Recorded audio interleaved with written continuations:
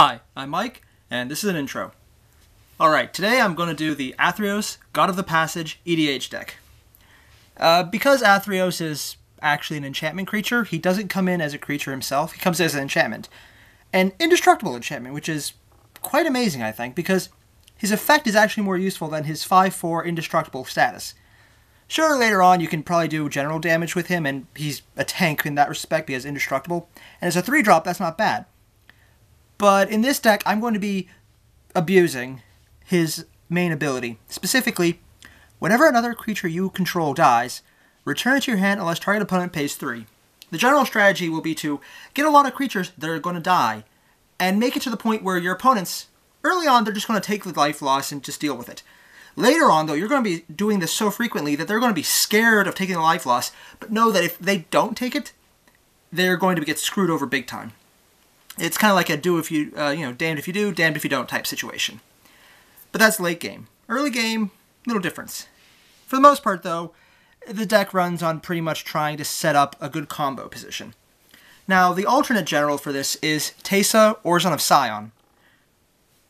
Okay, let me fix that. Teysa, Orzhov of Scion. Ah, got that better. Same cost, but this time, instead of making it more of a damned if you do deck, if you have Teysa as the alternate general, instead, she just completely drops tokens because you're going to be sacking a lot of things. You're going to get a lot of creatures from that. You're going to be able to sack them and exile on command. It's a standard Teysa strategy. The only reason I would choose her over Athreos is if one of your opponents has graveyard hate. With Athreos out, you can pretty much just manage with your hand and you'll keep replenishing it. Hell, if you discard, you discard. But if you just drop them quickly, and a lot of the creatures will be cheap, so you will be able to drop them quickly, you can just keep cycling through and burning your opponents as you go. With Teysa, though, she gets around graveyard hate because she keeps a field out. As long as you can just put things onto the field, when they die, you're going to get something for it. It's just one of those basic ideas of, if you know who you're playing against, you can fix it. But overall, the deck works better with Athreos. That said, I think I should mention, the card I chose to really take advantage of the most is kind of evil. Specifically, Shadowborn Apostle. Close to 30 of them, actually. Sorry for the glare. Yeah, I won't keep them all in the field. But just so you have an idea, Shadowborn Apostle.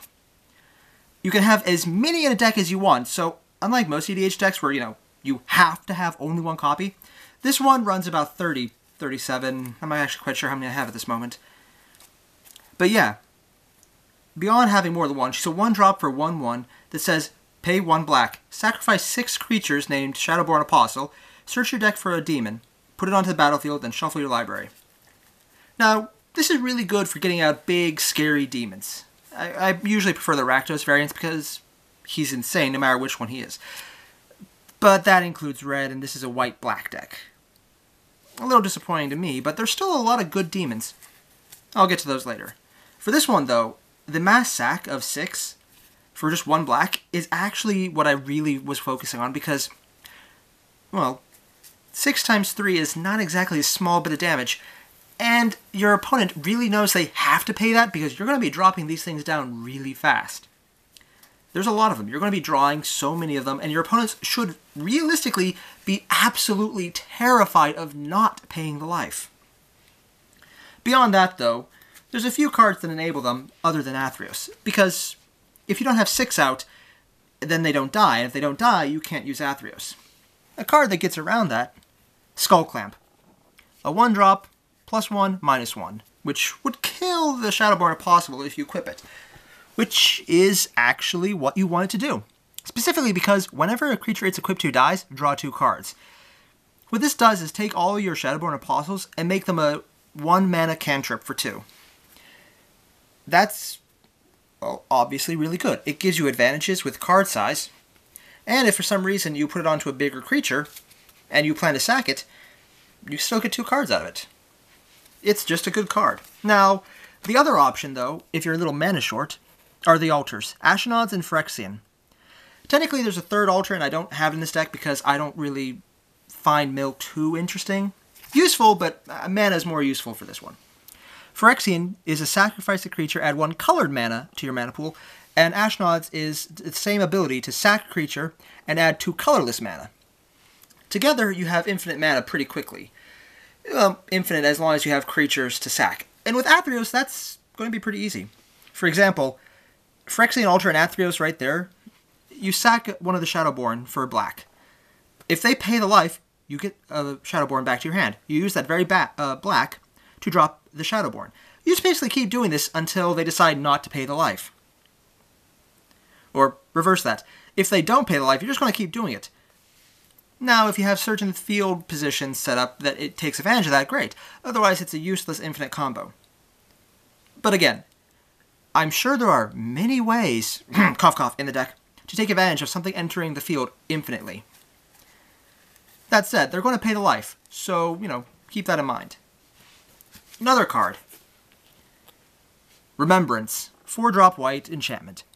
Whenever a non-token creature you control is put into the graveyard, you may search your library for a copy of that creature card. If you do, put it into your hand and shuffle your library. You're going to be getting a lot of Shadowborns from your deck into your hand, and you're going to be dropping them. This just makes it so that you always have the options with her. Now, it doesn't take care of anything in the graveyard, but it makes sure you get them from your deck, which is just as useful as anything. Such as if you're playing Altar of the Brood. This card is interesting just because if you just keep doing nothing a lot with the Shadowborn Apostles and just drop them and never attack, after time you will mill out your opponent because you'll be bringing them from your deck, you'll be bringing them from your graveyard, and every time one of them enters, they're going to be having your opponents mill a card. Now, there's only 30 of them, so it can't do an entire deck, but late game, this could actually be the killer. And early game, it just denies resources, which is just as important. The alternate options are to get things back in mass, such as Angel of Glory's Rise and Patriarch's Bidding. Now, the Angel's a little expensive, and it exiles all zombies. Since I have no zombies in this deck, I'm okay with that. And since my metagame has a few really good zombie decks, I'm really okay with that. That, and it reanimates all humans, which are my Shadowborns, so I'm okay with that again. Sounds repetitive, but it works well. The Patriarch's Bidding affects every player, so yeah, it could backfire if you're playing a theme type deck. But since you're going to have a lot of humans, the Apostles, Patriarch's Bidding will get them all back en masse. Just don't use it if you're playing against someone who has a type deck such as maybe Slivers or Eldrazi, both of which are in my metagame. It's terrifying. But yeah, good cards with mass return. And Shirei, Shinzo Caretaker. Whenever a creature with power 1 or less is put into the graveyard from play, you may return that creature card from your graveyard to play under your control at the end of turn if she is still in play. I assume Shirei is a she. But yeah, since all Shadowborns are a 1 cost and a 1-draw power, whatever, she will get them back at the end of turn. Now, this is a little conflicting with Athreos because your opponents might then not pay the life just because they'd rather have you cast it again than automatically get it back. But on the other hand, they automatically come back, and that's kind of scary in its own right. It's just an added measure of redundancy if you've moved beyond Athreos with some of your combos. After that, well, let's look at the demons. First up, Runescar Demon. This is probably the one I want to search with the most with Shadowborn. It enters, you get the card you want out of your deck. It will be the win condition. So, yeah, it's also a 6/6 flyer, so it's not bad in its own right. Harvester of Souls. This one is a little later. It lets you draw a card whenever something enters, and I'm about to lose this recording. Well, I'll go fast. If it dies, oh well, I'll do it tomorrow. Harvester of Souls lets you draw when something dies, and Indulgent Tormentor, and I'm losing the recording now, aren't I? Oh well. I'll see how far I can get. Yeah, it's either a draw condition, or someone gets taxed 3 life if they don't want you to draw. After that, the win conditions. Thrumming Stone, Ripple 4. You're going to get all your stuff out. Blood Artist, whenever something does, they lose 1, you gain 1. Do the Shadowborn combos enough, you'll win the game. Cathar's Crusade. Tokens go really crazy, really fast, and you will win with 1 hit. And just a bunch of things that help. Expedition for colors, Liliana for draw and search, mana acceleration, sacking that lets you limit your opponent's options and hand size, search, making sack painful to your enemies, This card's interesting. It basically makes all your Shadowborn Apostles free. More mana.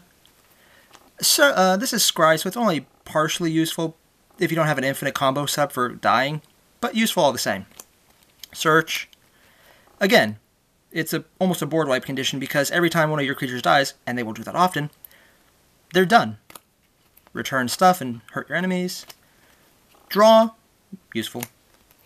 Another time to tax your opponent's board state. If you have Remembrance out, this one combos out really well to just cycle creatures in for more sacking. Cards. This one lets you sack the Apostles to, put -1 counters on someone. The Dictate of Erebos and Grave Pact are better, but this one is good in a pinch. This is just really interesting because you're going to be forcing a lot of sacks, so you might get something powerful and win the game out of this guy. He's a 7-drop, but he's also a late game play, so that's fine. And Battletide Alchemist. X is equal to the number of clerics you control. The Apostles are clerics. Get this high enough, and you just don't take damage, and you could probably tank most things at that point. Hey, I got it done before my battery died. Nice. Alright, this is probably one of the fastest decks I've done, so I hope you enjoyed it. If you like, subscribe to the channel, leave a like, which is probably redundant, and later.